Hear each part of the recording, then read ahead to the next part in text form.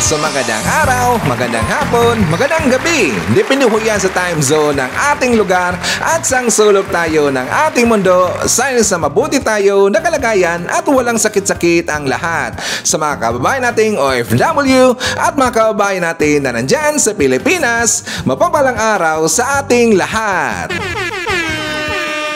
Okay, so kumusta ang lahat mga kababayan? How are you today? Well, I'm hoping na sana magandang ating gising ngayong umaga at meron tayong very energetic na aura. At sana rin po mga kababayan na hindi nyo nakalimutan ang mag-pray ngayong araw. Kahit 1 minute lang po. Magpasalamat tayo sa ating Panginoon na ngayong araw o gumising pa tayo. Magpasalamat din po tayo sa mga blessings nating na-receive araw-araw at mga blessings na hindi natin nakikita. Okay, so please, don't forget to pray always, every day. So, ayan mga kababayan, tuloy-tuloy na po tayo sa ating pagbabalita ng mga tamang balita at sasagutin po yung mga paninira ng ibang tao doon sa mga taong merong maitim na budhi mga kababayan. Yung mga taong merong inggit sa katawan na walang ibang ginagawa, lagi pong sinisiraan si PBBM, sinisiraan po si PP Sara at ang buong Marcos administration. So tayo po mga supporters, mga Marcos supporter, mga Marcos loyalist, mga dinis po na iniwala kay PBBM, dapat tayo magkakaisa mga kababayan. Kasi nga yung ibang kampo, nagkakaisa sila ngayon, nag-bolt in ho sila at ang dami na mga kababayang mga nauto po na laging lang tinitira po ang Marcos administration, sinisiraan po yung bansang Pilipinas. So dapat na po natin silang sasagutin mga kababayan ang kanilang mga paninira. Kasi kapag hayaan natin ang kanilang mga paninira, sa katagalan po, magiging totoo yan sa mata na ibang tao. So dapat na natin silang sasagutin mga kababayan. Okay, so before mag-start po ng ating balitaan ngayong araw, please allow me to acknowledge at saka i-shoutout po ang ating mga top 5 commenters doon sa ating last vlog. Nandito sa listahan mga kababayan, naunguna po si Ma'am Shane Sibal, si Robel Ferrer Official, Raul Balyarta, Maria Medaciplon, and Eduardo Cartera. Also mga kababayan, pasalamatan rin po natin ang nagbigay sa atin ng super thanks. Si Tita Jo, live in the UK, nagbigay sa atin ng 5 pounds. Also pasalamatan rin po natin si Ma'am E kasi ayaw niya magpabanggit mga kababayan. Nabigay sa atin ng 21 Canadian dollar. Thank you so much kay Ma'am E. Also, thank you so much kay Ma'am Marilyn de los Santos. Nagbigay sa atin ng 10 US dollar. Siyempre, isara po natin ang ating mga early birds. Sila si Ma'am Maria Cristina F. Manimbao, Leo Toto, Blaise Carunan, Jima Ramirez, ang user na nandyan sa Sweden, Think Abel, and hi to Len Gonzalez, si Jima Ramirez, at saka nandito rin po sa ating listahan si Florify Gumapak and Jemwell Antonio.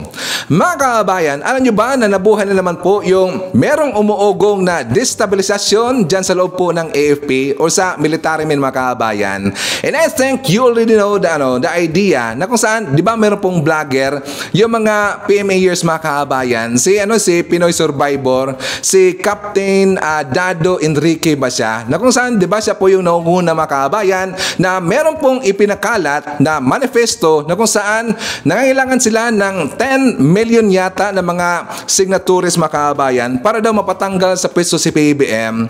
So kumakalan ngayon yung manifesto na yan pero bigla nilang tinanggal mga kababayan. Bakit? Kasi nga napag-alaman dito at saka alam ng puno natin, nakaabot ho yan sa gobyerno natin na meron silang ginawa ito na hakbang para tatanggalin po o ipa-impeach si PBBM. At alam nyo ba mga kababayan na nakaabot po sa akin, meron pong information sa nakaabot kay Sir Ivan na yung kanilang manifesto na ginagawa, meron din po yung fundings mga kababayan. At bakit yan ang sabi? Kasi nga may nakita ako ng mga vloggers na kung saan 4 na mga vloggers mga kababayan na binibigyan po ng fundings or like for example yung mga pangkape nila at doon po sa note na lang pangkape, sabi doon pangkape para sa'yo at saka sana suportahan daw yung manifesto na ginagawa ng mga military men. Meron silang binibigyan ng fundings dito ng mga vloggers para suportahan yung manifesto mga kababayan. Tingnan nyo yung mga ginagawa ngayon ng mga ibang mga tao na kung saan yung mga nagka-ok-ok na makabayan. Gustong-gusto talaga nila na tatanggalin po sa pwesto si PBBM. At tungkol po dito sa nangyaring destabilization effort daw doon sa loob ng AFP, sumagot na yung AFP makabayan. Mamaya pag-usapan rin po natin itong isang may pagka-ukok talaga na captain daw, retired premiers na Captain Dado Enriquez. Also pag-usapan rin po natin, di ba alam ho natin makabayan na ngayon pong araw ang kanilang Premier Day na ilalabas daw ang yung sinasabi nila na pulboronic video daw ni PBBM makabayan. But until now, wala pa rin silang nilalabas na video makabayan. At ano ba? Di ba sinabi ko kahapon na hugas kamay na si Maharlika makabayan? Sabi mga ni Maharlika na hindi niya daw totally nakita o hindi niya daw nakita yung video na yon, pero ayon daw sa informations na nakaabot sa kanya, ang video daw makabayan ay hawak daw doon, nandun daw sa mga retired military men yung gumawa nga ng manifesto, yung mga premiers makabayan. Nagpalusot kaagad itong si Hitad, saka alam ko yung plano nila na yung na-close daw or na dinelete daw or tinake down ang kanilang account makabayan. For example, ito pong si Maharlika. Kasi nga, ulitin ko lang po dito, ang rason daw kung bakit na-take down ang kanyang account na Maharlika, kasi daw ito'y trademark issue makabayan. Kasi nga, meron pong programa ang gobyerno natin, yung Maharlika Investment Corporation. Di ba nag-start na makabayan kahapon yung Maharlika Investment Funds, and that is good news talaga. Kasi ito po ang analysis ko na kung bakit ginamit nila yung pangalan na Maharlika, kung bakit daw tinake down ang kanilang account, kasi nga in the future or how many days from now, ito po ang kanilang titirahin makabayan, itong Maharlika Investment Funds. At yan po'y inumpisahan na dito ni Tikia, inumpisahan na po ni Nikki Cositing, at saka mamaya makabayan, ipapakita ko sa inyo yung video ni Nikki Cositing na kung saan tinitira niya ito, inumpisahan niya yung Maharlika Investment Funds. And I think tama po dito yung analysis ni Sir Ivan. So I think nakita niyo rin po at alam niyo na yung balita na bumalik na po yung account ni Sas Rogando Sasot makabayan, ang kanyang Facebook page na For the Motherland. Tuwang-tuwa nga si Akla makabayan kasi sabi niya hindi daw siya kayang mapatumba. At alam niyo, nakakatawa kasi dito, ang inukasahan kasi ni Sas Rogando Sasot na bakit ang napatik daw sa kanyang account makabayan, ang grupo daw na Black Ops, grupo daw ni PBBM, yung sila si Mel Robles, si FL Lam, at saka si RJ Nieto makabayan, si Thinking Pinoy. Kaya nga sumabog si Thinking Pinoy makabayan kasi nga nilalait po ng how many days na itong si Thinking Pinoy ni Sas makabayan. Ngayon, meron pong nasabi, itong grupo po ni Sas, kasi kahapon makabayan, meron silang ginawa po na joint conference or joint video sa isang account doon kay Joy makabayan. Nag-usap-usap po itong si Joy, si Kulukoy, kilala ba natin si Kulukoy? Pati po si Sas Rogando Sasot at saka si Direk Darliap makabayan. Doon po sa kanilang conversations, nadulas po. Meron kasing sinabi ito si Joy De Vera ba siya or Joy De Cruz na kung saan meron daw mga DDS na mahilig daw magkaroon dito ng mass reporting or ng inganyo po ng mass reporting makabayan. Kaya biglang pumasok sa aking isip, hindi kaya yung account po ni Sas Rogando Sasot at pati rin po ito ni Maharlika kagagawan ito ng ibang mga DDS makabayan na mahilig po mang mass reporting. At ito pong ginawa lang mass reporting para masira po yung account ni Sas at saka ni Maharlika. Dito nila ibunton po sa mga Marcos supporter. At gusto nang ipapalabas dito na ang gumagawa po dito sa pag-take down ng account ni Sas Rogando at saka ni Maharlika makabayan, kagagawan po ng mga Marcos supporter. Hindi kaya yung mga DDS lang mismo ang gumagawa niyo makabayan? Or baka ito po'y dinactivate lang ni Sas Rogando Sasot. Kasi nga, before or hindi umabot ng 24 hours makabayan, nakabalik kaagad ang kanyang account. And also, pag-uusapan po natin si Vic Rodriguez kasi meron siyang pinost doon sa kanyang account makabayan sa Facebook account. Sumakay na siya dito kay Maharlika. At syempre, marami pang iba. Alam niyo naman po si Sir Ivan. Palagi tumurodelan ba nga pasabog every time na maglalabas tayo ng mga bagong balita dito sa ating channel. Okay, so before na mag-start mga kababayan, syempre kukumustahan ko muna kayo at saka shoutout natin ating mga pinalangga po ng mga legends, ang ating mga senior citizen. Hello po, kumusta? Kumusta? I'm hoping po na nasa maayos kayo na kalagayan. Kukumustahin rin natin mga kababayan ang mga pinalangga natin ng mga Marcos Loyalist. At syempre, nandyan rin po mga kababayan nating DDS all over the world. Howard din mga kababayan, lalong-lalo na. Maraming salamat sa unit team supporters. And of course, thank you so much nga pala sa ating mga members, sa ating mga silent subscribers, mga silent viewers, at lalong-lalo na thank you so much sa mga viewers na hindi nag-skip ng ating mga commercials. Thank you so much. At syempre mga kababayan, i-welcome rin po natin ang ating mga new subscribers, mga bagong pasok sa ating channel. Welcome to the family and thank you po for appreciating our channel. Okay, so before tayo pumunta doon sa mga mainit na mga balita mga kababayan, well, ibabalita ko muna dito yung good news. Galing po kay PBB mga kababayan na kung saan meron siyang statement na inalabas, yung statement niya sa last New Year message mga kababayan. Natandaan ba natin yun? Actually, hindi ko lang na-play dito eh. Pero isa po sa nabanggit niya doon, itong tungkol po sa balita na mga tumatanggap ng ayuda mula sa gobyerno, hindi forever. Yan po ang sinabi ni PBB mga kababayan. Actually, yan po ang kanyang plano na yung mga ibinibigay po ng mga ayuda sa ating mga kababayan, yung mga kailangan talagang tulungan mga kababayan, hindi po yan forever. Kaya nga ayon din sa balita, para meron tayong konteksto, nais ni Pangulong Ferdinand Marcos Jr. na makalagpas at makaalis sa kahirapan ang mga Pilipinong tumatanggap ng ayuda mula sa pamahalaan. Ito ang inihayag ng Pangulo sa kanyang New Year's message kung saan pangarap niyang makagraduate sa kahirapan ang lahat ng mga benepisyaryo ng Pantawid Pamilya Pilipino Program or 4Ps. Sinabi ng Pangulo na kaya mayroong iba't ibang programa ang pamahalaan ay upang maihanda ang mga mahihirap na Pilipino sa pagbangon at mabago ang kanilang buhay. So isa po dyan sa programa mga kababayan, di ba naging priority na ngayon yung Maharlika Investment Funds? Kasi nga naniwala po ang Pangulo natin, si BBM, at alam ho natin mga kababayan na kapag mag-prosper po itong Maharlika Investment Funds, isa po ito sa makakatulong po para maka-generate ng malaking income ang Pilipinas at malaki pong income na makuha ang Pilipinas mga kababayan. So ang ibig sabihin, kapag malaki na yung income ng Pilipinas, hindi na tayo mangungutang sa ibang bansa mga kababayan at malaki na po na maibigay na financial support doon sa mga kababayan nating nangangailangan po ng tulong mga kababayan. So yan po isa sa ambisyon ni PBM. Pero alam niyo po, yung MIF ay pilto yang sinisiraan ngayon ng ibang tao, siniraan ng ayan ni Tikia, pati rin po ni Maharlika mga kababayan. At nakita ko na rin po sa balita doon sa Pandesal Forum, pinag-usapan na rin po ito ni Nicky Cositing. Kilala ba natin si Nicky Cositing mga kababayan, yung ex-senator, yung yung luma na? Luma ba? Tsaka sabi ng iba, itong si Nicky Cositing daw mga kababayan, corrupt to eh. Corrupt na senator daw to eh. Tsaka balita ko pa mga kababayan, na ito daw si Cositing, abay hindi na ito mahilig magsuot ng panty. Totoo ba?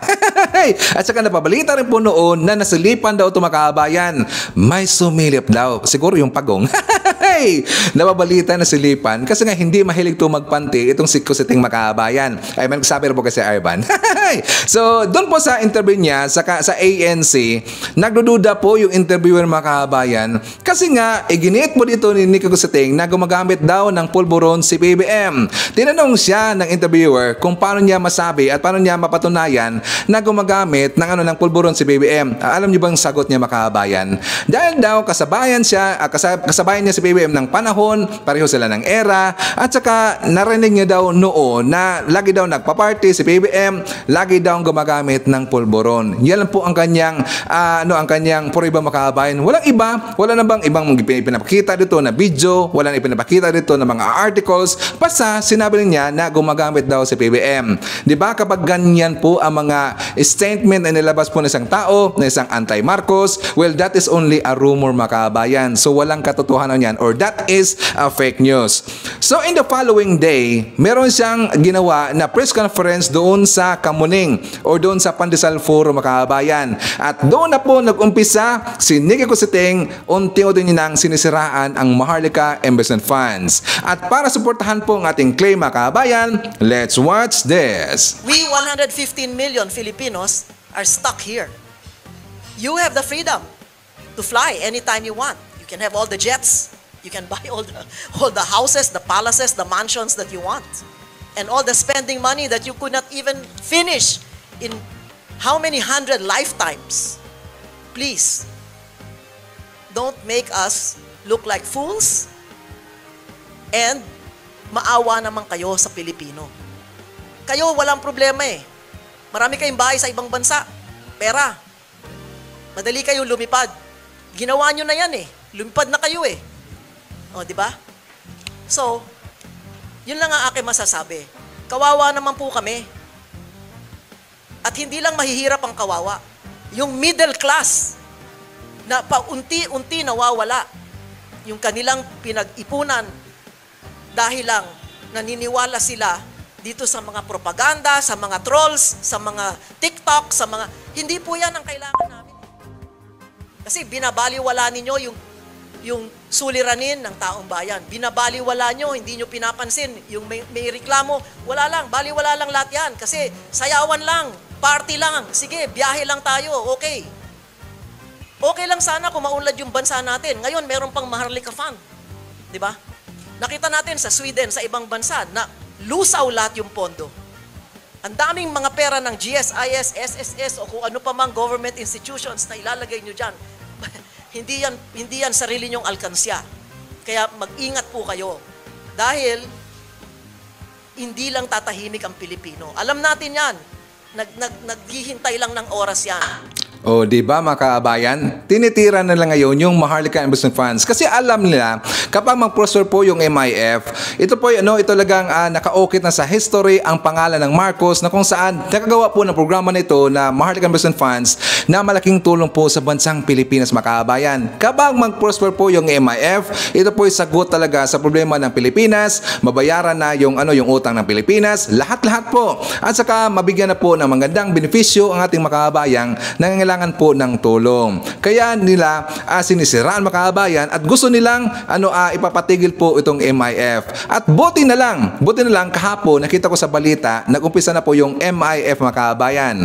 At saka alam ko, sinakyan niya si Maharlika. Kasi nga doon sa vlog po ni Maharlika mga kabayan, that is 2 days ago, napag-usapan niya doon yung Maharlika Investment Funds. Kasi nga, di ba, natanggal po ang kanyang account. At saka, inakusahan niya dito yung Maharlika Investment Funds dahil daw ito'y trademark issue mga kabayan. Kaya, asahan po natin in the following days, in the coming days, titirahin na rin po ni Maharlika yung Maharlika Investment Funds mga kabayan. Kasi nga, inumpisahan na rin po niyan ni Malo Tequia. Alam ba mga kabayan, meron ko isang bung sa inyo. Kasi nga, yung SMNI, sinakyan na rin po yung issue ng pulburon video ni PBBM. At alam niyo ba, doon sa kanilang balita, na kung saan, nakakatawa kasi sinakyan nila yung pulburon issue, na kung saan hindi naman yan totoo mga kabayan. Kasi kapag totoo po yung video na yan, noon pa, ipinalabas na nila yan. Kasi nga, atat na atat sila, natatanggalin po sa pisto si PBBM. Pero bakit until now?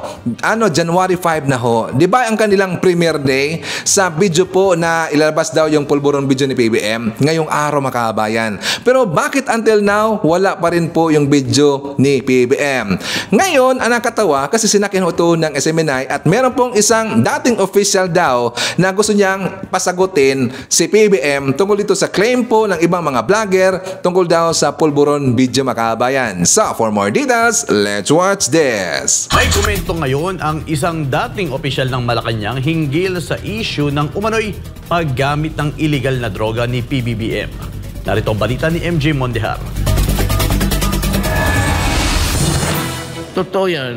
There's a candidate who was using cocaine. And you can ask yung mga mayaman.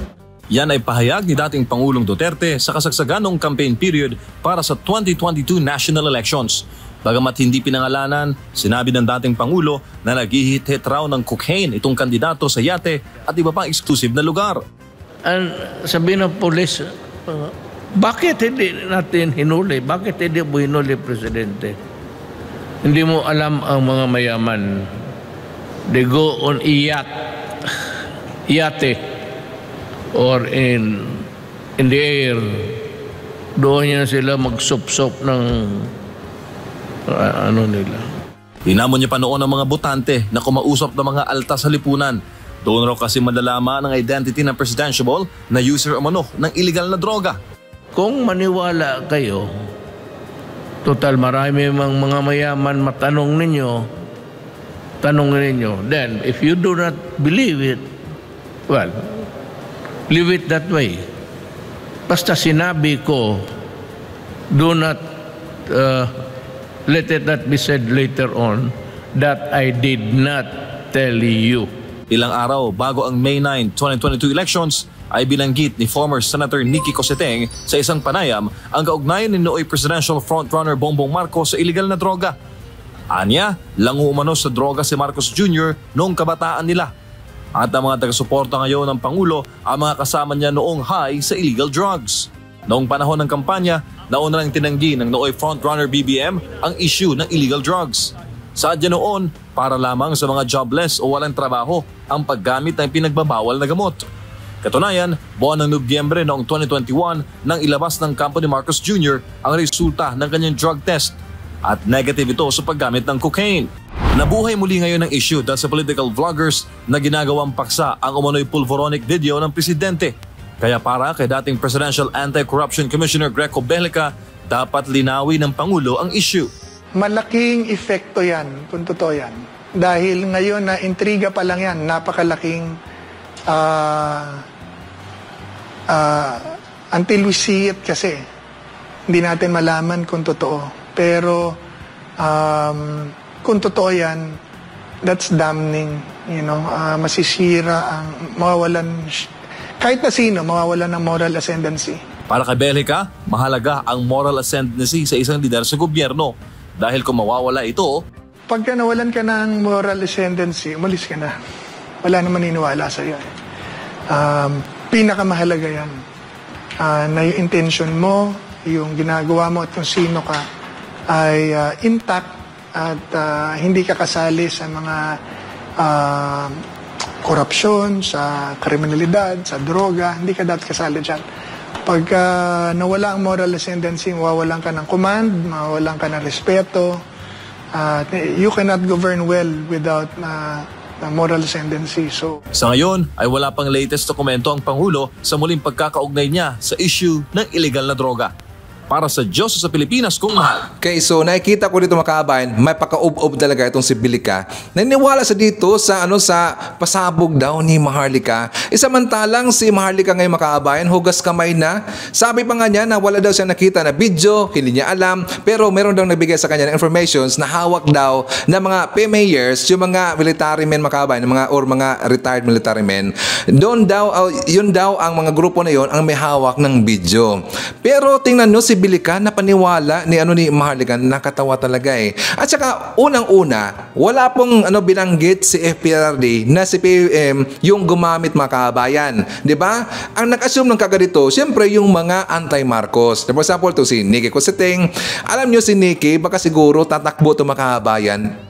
Hindi natin alam kasi nga unti-unti siyang meron siya marami siya ngayon na mga press conference, nagpapa-interview na siya. Baka siguro in the coming 2025 baka tatakbo ito or baka 2028 mga kabayan, 'di ba? Pero alam ko hindi niya mananalo eh. Walang kwenta daw 'yan. Sabi po ng mga followers natin, nababasa ko diyan sa baba sa comment section, na ito daw si Cosseteng ay corrupt daw ito na senator at saka wala daw magandang nagawa mga kabayan. So, saan natin hindi 'yan mananalo. Okay, so jump tayo dito po sa Sa nangyari po na video, joint video nga pala, conference doon sa kay Joy De Vera na account mga kabayan, nakita ko doon na usap-usap si Sas, na doon si Joy, si Kulukoy, at saka itong si Direk Darliap. Ngayon, napag-usapan lang doon mga kabayan, ito po tungkol sa, yun nga mga kumakalat na balita na meron dang pulburon video si PBM or gumagamit daw ng ipinagbabawal si na gamot si PBM. Ngayon, natanong doon kung alam ba daw ito ni Senator Amy Marcos makabayan. At alam nyo ba, ang sagot ni Senator Amy Marcos, pero ang nagsabi nito, itong si Direk Darliap. So, for more details, let's watch this. May manifesto na kumakalat na sinensor na din. Because yung sa withdrawal of support ba yan? Withdrawal of support. Pag lumabas yung, hindi ko alam kung totoo yung pulveron video or whatsoever. Pero, if ever na lumabas siya, ano sa tingin nyo, Kuya Miko, Direk, at saka Sas, yung magiging consequence niyan? It's gonna be very hard for Senator Amy. Ako naman, ito ang sabi ko sa kanya, Senator, magiging mahirap yan para sa'yo kung ang gumagawa ng kapalpakan at kabuktutan ay yung kapatid mo mismo. Siya ba ang gumagawa niyan? Yun yung tanong ko sa kanya. Ang sabi naman ni Senator Amy, he is the president, so whether ang gumagawa niyan ay siya o hindi, kung nagawa under his watch, siya na yon, sabi niya. Though, people are very visual. Hindi ko alam kung anong mawawala sa kanila, pero yan, yanig yan, as in, yanig talaga yan, sure ako. I was asking Senator Amy nga sabi ko, Maharlika's claiming this, claiming that.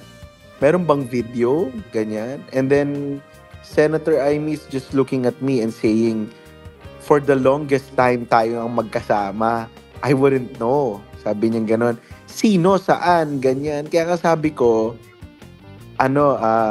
pero, alam mo naman ako, Joey, Coco, may idea ako kung nakanino yan. Kung meron man, may idea talaga. Ako, wala po akong idea. Of course, from the coming from the dead, wala ka talagang idea, talagang completely. At aminin niyo si Ivy Aguas. Iba, 'di ba? May hawak iba. Aminin niyo si Ivy Aguas, 24 hours lang siya nakalibing. At nabuhay siyang muli. Ganun ka din. Ang kulang na lang sa'yo, mag-black wedding gown ka. Oo. Papalakpak talaga ako pag... Ay, hindi. Ang una kong ipopost na picture, alam mo kung ano? Yung sa SMID probe na nakaganon sa akin si BBM. Ay. Anong binubulong sa akin? Tapos ilalagay ko ibinubulong. Akala ko patay ka na. akala ko ang binubulong sa'yo, Viva Ardiente.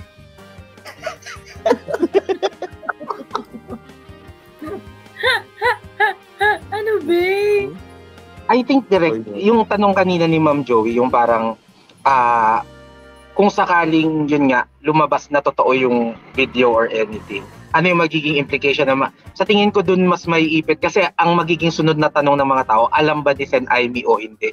Mas maiipit talaga siya dun kasi yun nga, there are a lot of comments lalo na sa TikTok pag nagla-live na alam mo Coco, kayo nakasama nyo na si Senator Amy, no? Sa tingin nyo o sa tingin ko, kung alam niyang nagko-cocaine yung kapatid niya, sa palagay ko hindi yun ipapakita kay Senator Amy. Sa personality ni Senator Amy, hindi nyo alam hindi nyo alam ang dynamic sa loob ng pamilya nila na si Senator Amy ay talagang dragon, no? Kung I don't think so. Para maniwala si Senator Amy, kailangan niyang makita yon or paninira lang yun sa kanila. We're talking about people na naging kalos na. Ultimo, kung pwedeng ibintang sa kanila yung pagpatay kay Jose Rizal o magpapatay lahat ng mga firstborn sa Egypt na ibintang na sa pamilya nila. So, walang ganun si Senator Amy. She has to see it na nag-a-addict talaga yung kapatid niya para malaman niya. So, yung mga nagsasabi na alam na ni Senator Amy from from the very beginning, I think it's unfair.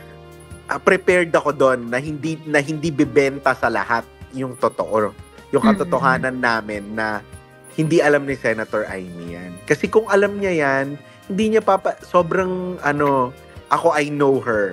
Ako nga hindi ako pinapalagpas kahit basta I'm only overselling pag ganon. Pero alam na natin yan na as much as hindi niya dapat sinukuan yung kapatid niya kung nag-a-addict man, dapat iligtas niya rin ang taong bayan kung may katotohanan man ito.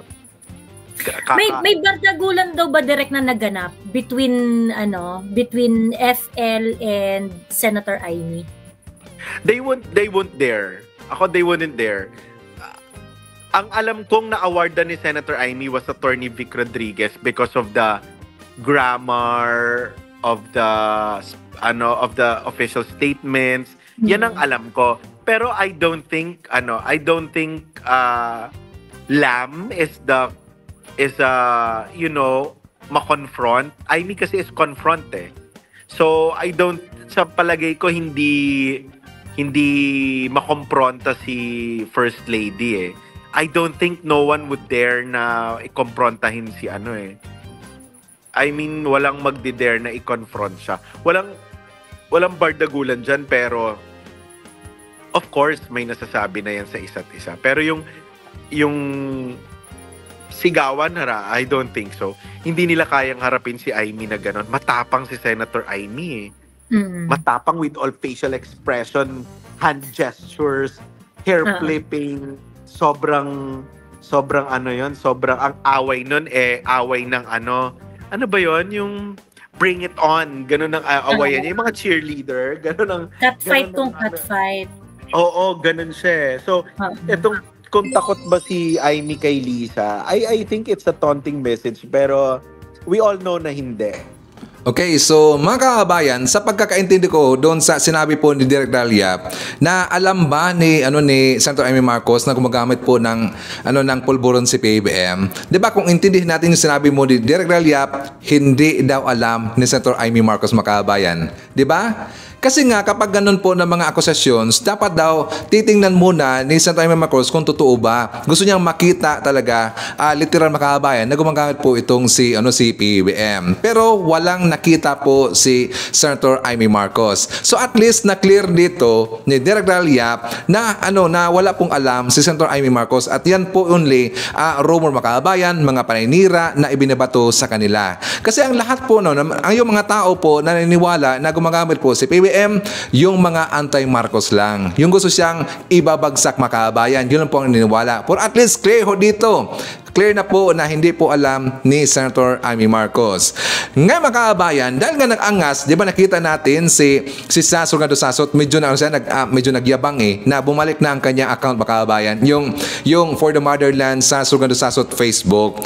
Ngayon, sabi niya na hindi daw umabot ng 24 hours. Nakabalik na ang kanyang account, mga kababayan. Pero bakit nila ipinag-iingay? Samantalang very easy naman po yung steps para makabalik agad yung account, mga kababayan. Like for example, kasi nga itong si Vic Rodriguez, Attorney Vic Rodriguez, nag-ingay. Sumakay na dito kay Hitad, mga kababayan. Pero marami pong nakapagsabi na ito daw si Maharlika, tauhan daw ito ni Vic Rodriguez, mga kababayan. So meron siyang post kahapon po doon sa kanyang account. Sabi niya, "Huwag pabusal, Pilipinas kong mahal." At yan po ay nirepost po ni Maharlika, mga kababayan. So dahil nag-ingay itong si Vic Rodriguez, at alam ko po kung sino ang kanyang tinutukoy ni Vic Rodriguez, dahil nag-ingay siya, naalala niyo ba yung na-suspend ang kanyang account, mga kababayan?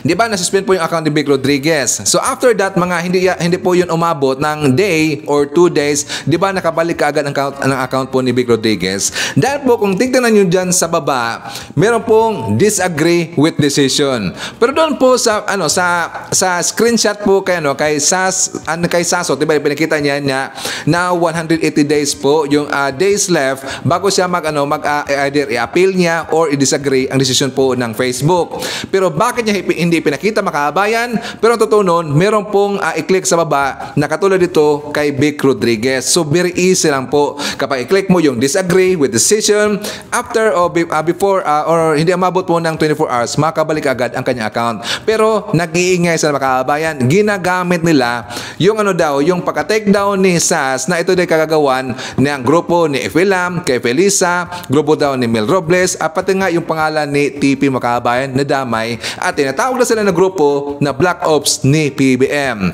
Ngayon, dahil pinakailaman na naman ni SAS at si PBM at saka parang inalapusan niya Makabayan, merong ipapakita sa inyo na resibo na kung saan itong mga DDS, mahilig sila mag-mass reporting Makabayan. Alam nyo ba na galing ho yan?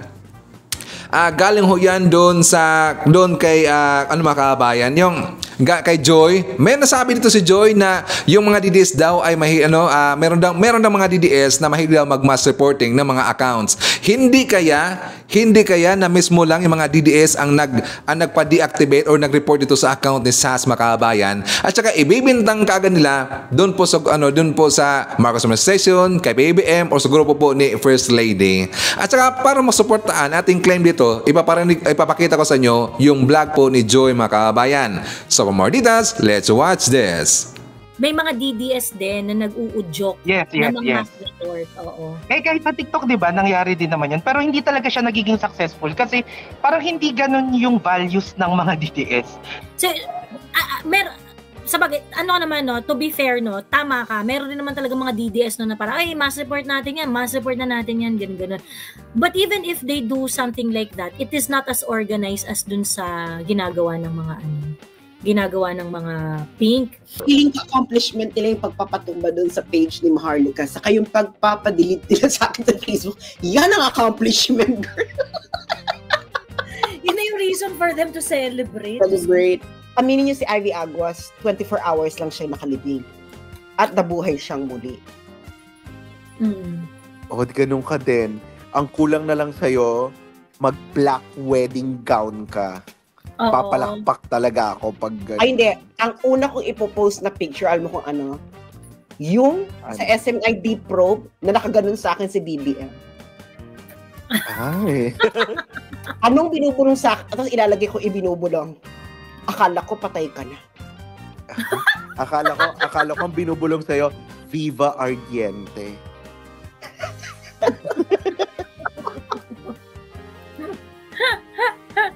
Ano ba? Ito yung pinaka-recent na lang. Yung conversation ni Maharlika at saka ni SAS kahapon was very, very clear in saying na the black ops of this admin are Mel Robles, RJ Nieto, and Lisa Marcos. Well, it's an open secret. I just made it public. Okay, so dahil nag-angas siya Makabayan, babalikan natin ang kanyang sinabi. Di ba, sabi niya, unang-una doon niya i-post doon sa kanyang Facebook account na dahil na bumalik na kanyang account Makabayan, yung probe, yung Senate probe, yung SMNI deep probe ba yun, na kabiso-biso niya si PB Makabayan. At saka meron siyang ito po yung ibig sabihin, kasi pinuntahan ko ang kanyang account, ito po yung una niyang pinost Makabayan, na kung saan nilagyan niya ng captions, "You tried to bury me." Tingnan nyo kung sino ang kanyang inakusahan, si PBM. "You tried to bury me, but you forgot that I was a seed." Inakusahan niya si PBM na si PBM daw yung napatake down ng kanyang account Makabayan. Sino ba si SAS para pag-aksayahan po ng panahon ni PBM? Diba? At saka sabi mo nila, gamit daw ang pera ng bayan para daw i-take down yung account ni SAS at saka ni Maharlika. Sino ba sila para paaksayan po ng pera ng bayan, i-take down ang kanilang mga account Makabayan? Diba?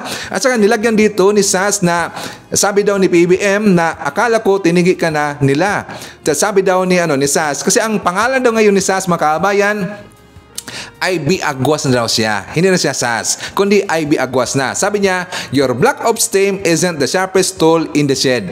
Inakusahan niya si BBM. Gunggong talaga eh. Itong si SAS, alam nyo, maraming nagalit dito kay SAS Makabayan. At saka marami na pong nag-iisip ngayon dahil sa sinabi po ni Joy na meron pong mga DDS na mahilig po mag-mass reporting ng mga account Makabayan. Di kaya Di kaya yung mga DDS lang ang gumagawa po na minasupport yung account ni SAS mga kababayan. At saka ibinibintang nila kay PBBM, ibinibintang nila sa grupo ni PBBM o yung sinabi nila na Black Ops daw, 'di ba? At saka ibinibintang nila sa sa mga Marcos supporter at saka sa mga Marcos loyalist. 'Di ba? Klarong-klaro talaga na ito lang po ay dinactivate lang po mismo ni SAS at saka ibinalik niya makabayan. At dahil nga na dawit ito ang pangalan ni Thinking Pinoy ni RJ Nieto, nagpalabas na ng hinanaing itong si RJ makabayan. Galit na galit eh. So for more details, let's watch this. Nag-live ako ngayon kasi oras na sagutin kasi umover na eh. Nag-claim ang SAS, ang Byron at saka Maharlika din daw na unpublished daw yung kanilang page. Tapos biglang ang kanilang paratang Black Ops ko daw. Parang Black Ops ko, Black Ops ng Malacanang, Black Ops daw ni Mel Robles, ganyan. Tapos sabi ko, 1 taon nang mangungutong mga to, 1 taon na. Tapos, hindi naman ako nagsasalita. Kung Black Ops namin yan, kung totoong Black Ops namin yan, matagal na yung band. Hindi ba? So sabi ko, parang may mali. Tapos, may nag-report sa akin, isang nakapanood ng live ni SAS, ang sabi, kesyo raw, meron daw siya 180 days para mag-appeal, ganyan, para umapila doon sa pagkaka-unpublish. Tapos, somehow, magically, less than 24 hours later, up na naman yung page. Ganon, up na naman daw yung page. Darating tayo dyan, himayin natin yan isa-isa. Tapos sabi ko, alright, so, in-unpublish ka, less than 24 hours, nag-up yung page mo. So, normally, pag nag-iimbestiga tayo, the simplest explanation is the best. So plot ng CIA, Malacanang, Mel Robles TP, na sobrang palupalupot ang kwento, or simple lang nag-deactivate tapos inactivate pabalik.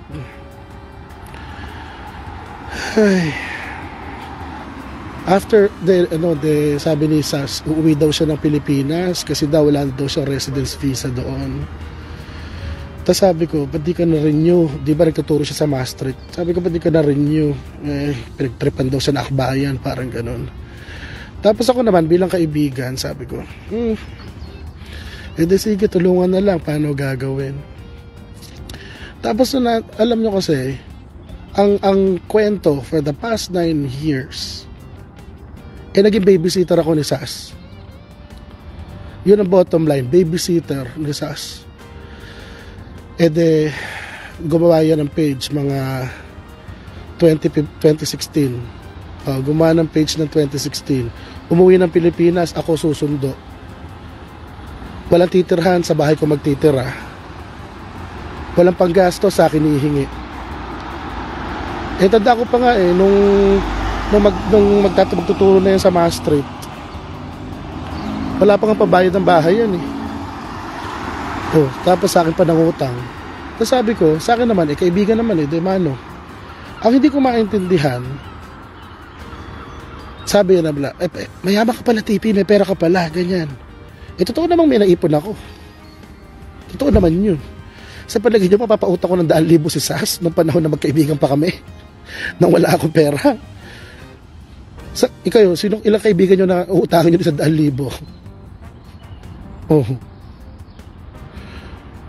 So ano ibig sabihin nito?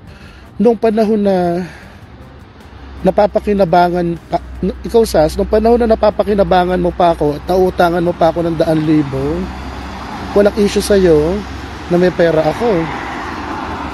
Pero noong naghiwalay na tayo ng landas, siguro hindi man ako napapakinabangan, biglang nag-i-issue na. Bakit ganun? Hindi ko ugali yung nag-uusap ng pera. Gets nyo? Taki Mas maganda pa yung yung may kaya, tapos tahimik lang.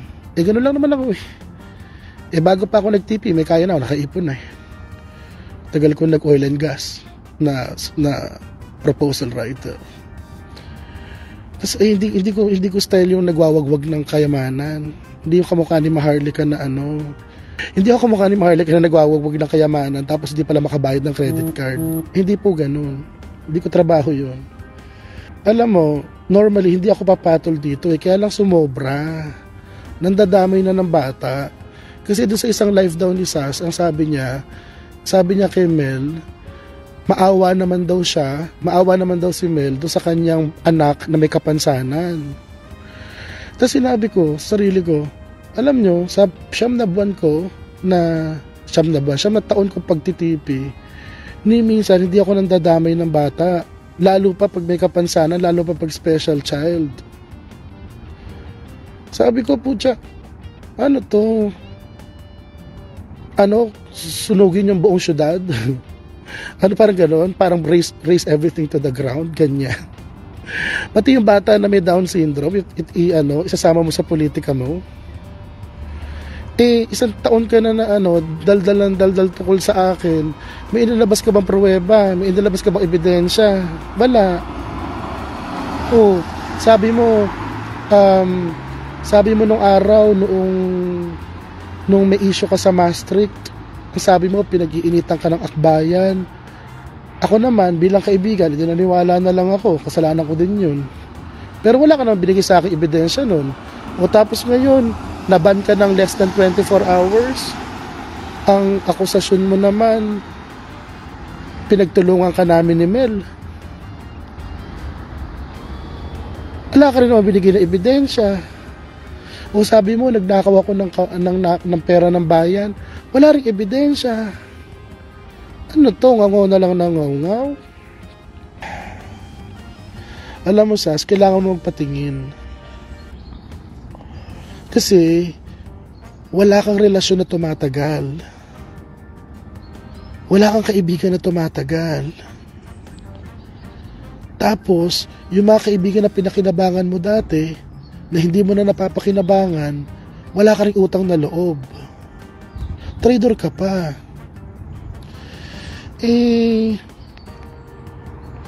Ngayon, isipin mo, doon sa huling taon na to, ilan ba tinira ninyo rin sa vlog ninyo, sa vlog mo? Ilan ba inatake mong tao doon? Ilang tao ang nilait mo rin sa vlog mo nung huling 12 buwan? Ako lang ba? Hindi, madami. Madami kang inaway doon. At marami doon pinapersonal mo pa. Tanungin kita, bakit ako yung magkapablock sa'yo? Hindi ba kang pwede sila magreklamo? Tandaan ko, may isang abogada. Binaboy mo kasi kamo, sagwa ng ngipin. Nagpa-veneers pa kamo, parang ganon. So sinabi ko, babaw naman ng issue niya. So itsura lang issue. Wala na. Abogada pa yun na matalino, mataas ang pinag-aralan, abroad pa nag-LLM yata yun. Yun lang ba binaboy mo? Hindi, ang dami pa. So sasabihin ko, so basically, sa 10 potential na suspect, ba't ako napili mo? Alam mo, tutuhanan lang kasi, Sas. So ang tanong, alright, sabihin natin na I have the capacity na burahin yung page mo sa mundo. I have the means. No. Ano yung motibo ko para gawin yun? Ihamak na mas malaki naman akong vlogger kaysa sa'yo. Doble ng follower mo, mas marami, kahit doble yung follower mo, mas marami pa sa akin. So sino ka? Ganun ka ka-importante? Bakla. Girl, magpatingin ka. Magpakatingin ka, Bax. Yung hormones mo, inumin mo sa tamang oras. Ang wish ko lang, maging masaya ka. Pakawala mo yung galit sa dibdib mo. Kasi yung mga taong hindi umaaway sa'yo, naging kalaban mo. Ginagawa mo kalaban. Kasi at the end of the day, so sana, Sas, yung mga problema mo sa buhay, huwag mong i-project sa iba. No. Huwag sanang mangyari kung dumating yung panahon, magkalabuhan kayo ni Sas. o nung kung sino man sa mga yan. O baka pati anak niyo idamay. Alam niyo, ako, meron akong mga personal din na family issues, pero ni minsan hindi ko pinost sa Thinking Pinoy ang kahit anong nangyayari sa personal life ko dahil personal na buhay yun. Si Sas nilait niya sarili niyang nanay. Ewan ko lang kung kaya niyang gawin yun sa sarili niyang nanay, kung kaya niyang gawin yung ginagawa niya sa sarili niyang pinakamatalik na kaibigan, sino kayo? Kakikilala lang niyan sa inyo. Sas, ikaw naman Sas, matauhan ka na. Ito nanggagaling mula sa dati mong kaibigan. Matauhan ka na. Hindi pa huli ang lahat. Kung may issue ka sa buhay mo, resolbahin mo. Pero wag mong isisi sa iba pag nagkakandaletse-letse buhay mo. Dahil marami nun sa mga nangyayari sa buhay mo ngayon, ikaw din yung may gawa. Grabe mga kababayan, no? Ganun pala yung ugali ni Sas, manggagamit. So at least alam na ho natin yung ugali at saka karakter ni Sas, mga kababayan. So bantay-bantay ho tayo. Anyways, before na mag-jump po sa ating next topic, shout out natin si Sir Jemuel Antonio, Lorna Quail, Mighty Baisa, Price Gasul, Erlinda Ramirez Apong, nandiyan po si Angelita Holosanger, Ned, nandiyan po si Jenny Haturi, Luis Silao, February, Marcos Hernandez, Barkadahan Forever FM, Joby Montero, Jelen Quezon, Evelyn Medina, Haitzua, Evelyn Garcia, Oscar Buenaobra, Fee Wagner, Linda Lim. Nandiyan po si Hana Vayo. Okay mga kaabayan, ipapakita ko rin po sa inyo yung balita tungkol ngayon sa mga kumakalat daw na meron namang destabilization effort or destabilization plot na nangyari dyan po sa loob ng AFP mga kaabayan. Saka para maintindihan natin, kasi meron pong isang vlogger po na kung saan dito explain niya yung nangyari na destabilization. At saka after po sa vlog na ito mga kababayan, ipapakita ko sa inyo yung sagot ng AFP. So for more details, let's watch this. Meron talagang nangyayari. Meron talagang gumagalaw ng mga anino sa likod ng ating lipunan siguro, no? At marami sigurong galawan na hindi natin alam. Pero yan ang nakita ng mga intelligence natin puro galaw nung mga retired, no? Alam mo naman ang retired, wala nang tao yan. No? Wala nang tao yung retired So hindi ko alam kung gaano ka seryoso yung threat, no? Alam mo sa ating kasaysayan, dalawa lang ang pagkakataon na ang withdrawal of support ng military kumantong sa pagkapalit ng liderato, no? Una nga noong 1986 post 2001. 2001. Pero yan, ang withdrawal of support mga active duty, no? Kung ang tatawag ng withdrawal of support mga retired, wala sigurong wala sigurong ikabahala ang ating gobyerno. Yung parang apila ng ilang mga retired military and police officers, no? Mga PMAers. Nakita mo ta, no? Lako, ang dami niyan. 2.5 yung manifesto Yun nga yung manifesto na ito. Ano bang tingin mo rito? May kaugnayan ba ito sa mga dito sa sa girian sa pagitan ng mga Marcos at ng mga Duterte? Kasi meron dito mga apila para kay President Marcos. Respectful naman, pero alam natin, di ba? Medyo doubtful tayo sa mga ganyan mga manifesto. Especially yung ganito, yung timing na ito. Una-una, sige, ano ba tingin mo sa timing niya? Ba't biglang lumabas yan? Actually, political yan no? Political yung call na yan. At the same time, agitating the active duty military, no? Na, samahan nyo kami sa aming krusada para sa anti-corruption, di ba? Anti-corruption sasabi nila yung maharlika, yung pork barrel, yung kay Napoles, di ba? Sinasabi nila at yung iba pang issue tulad ng pension fund na sinusulong ni Finance Secretary Ben Jokno, di ba? Yan ang mga issue nila, no? May isa pang manifesto na kumakalat, sila sabi naman na medyo libelous at seditious dahil sinasabi nila na bibitaw na sila sa kay Pangulong Marcos at susuportan si Vice President Sara Duterte. Talaga nang medyo malabo yung statement na yon at sinasabi na kung ano-anong akusasyon pa kay Pangulong Marcos, wala namang basihan at wala namang binibigay na ebidensya o basihan na palabasin na ganito nangyayari, no? Kasi sinasabi nila na si First Lady Lisa Araneta Marcos at si Speaker Martin Romualdez daw ang kapatakbo ng ating gobyerno. Wala namang basihan na binibigay sila.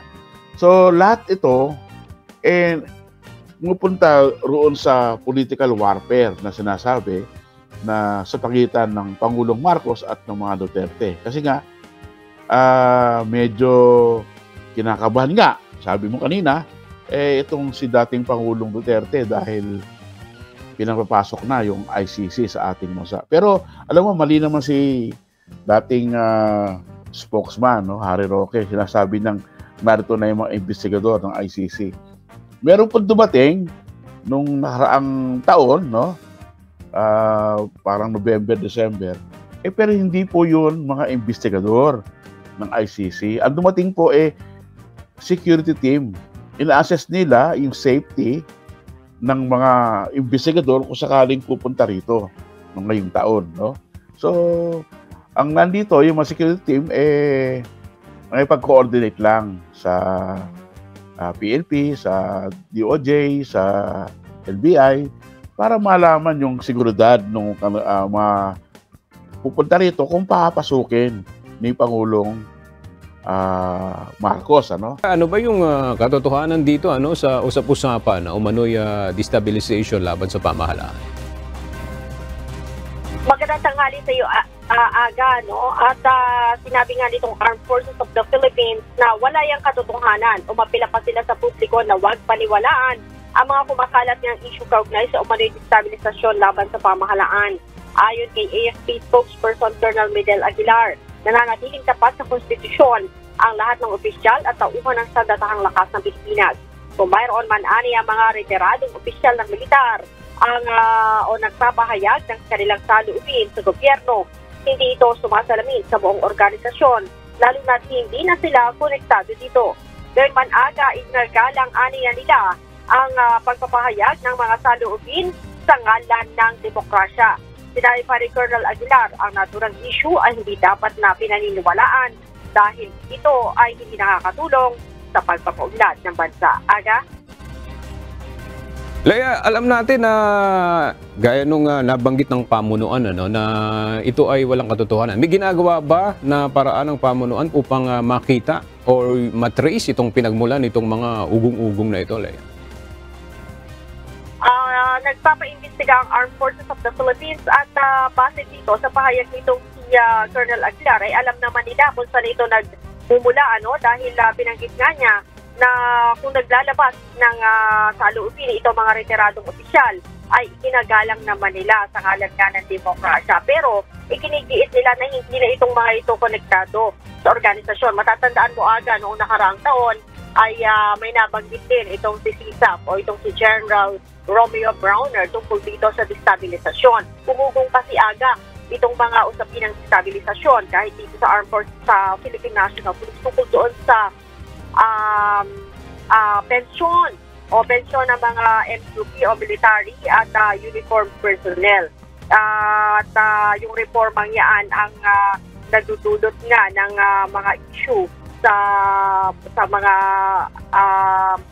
mga hanay ng mga sundalo, kaya't pinipilit din naman ng pamahalaan aga na hindi gaanong maapektuhan itong mga retiradong opisyal at maging itong mga nasa aktibong pwesto dito, maging dito sa PNP at sa Armed Forces of the Philippines. Sa katunayan ay nangako din ang mga senador na gagawa ng paraan para hindi nga maging malaki yung ikakaltas dito sa mga sweldo ng mga aktibong pulis at para din naman maibigay din yung dagdag na pensyon na tinatanggap din nitong mga retirado. Dahil din sa reforma dito sa pensyon ay mababawasan o hindi na madadagdagan itong pensyon na tinatanggap ng mga retiradong opisyal. So ang ibig sabihin mga kaabayan, yung ginawa na manifesto, yung dalawang manifesto, walang kwenta yun. Yung plano nila na destabilisasyon na plot kay PBBM, walang kwenta yun. Kasi yung mga retired po na mga PMers, yung mga retired na mga men in uniform, wala naman silang kakayahan na makaabayan, wala na silang power po kasi hindi sila ito susuportahan po ng AFP. Mismo ang taga AFP na nagsabi na huwag maniwala po sa ginagawa nila na manifesto para tatanggalin po sa pwesto si PBBM kasi daw tungkol ito sa withdrawal of support na kay PBBM makaabayan, di ba? So walang kwenta. So anyways, yan po ating mga nakalap na mga balita ngayong araw. Kung nakaabot ka po sa portion na to, sana nakapag-like na ho tayo. Libre po ang mag-share, libre din ang subscribe. Again, maraming salamat sa mga viewers na hindi nag-skip ng ating mga commercials. Thank you so much. At before natin tatapusin ating programa ngayong araw, sana sabayan nyo si Sir Ivan para sa ating live messaging prayer.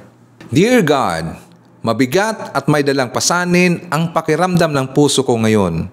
Lumalapit ako sa iyo sa panalangin, humihingi ng kapanatagan, patnubay at lakas. Tulungan mo po akong ipagkatiwala ang aking mga pag-aalala at takot at magtiwala sa iyong banal na plano para sa aking buhay. Nagtitiwala po ako na lagi kang kasama ko at hindi mo ako iiwan. Salamat po sa iyong walang humpay na pagmamahal at suporta. Sa pangalan ni Jesucristo, Amen.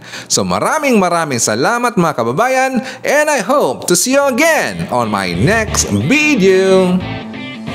BBM Sara! BBM Sara! Pagkakaisa patungo sa ginhawa. BBM Sara! BBM Sara! Para sa kinabukasan naming mga bata. BBM Sara! BBM Sara! Walang imposible na kapag nagsama-sama. BBM Sara! BBM Sara! Ang presidente at ang busy na mahal